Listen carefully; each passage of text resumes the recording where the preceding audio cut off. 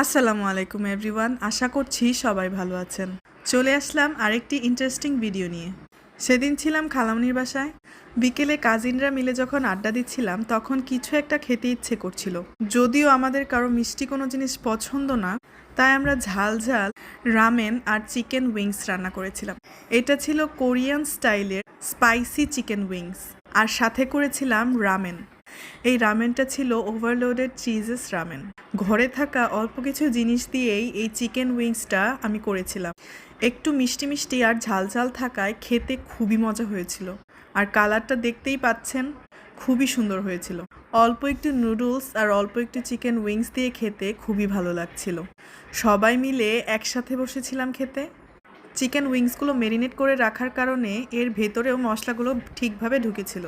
আপনারা কারা কোন জায়গা থেকে দেখছেন অবশ্যই কমেন্ট করে জানাবেন।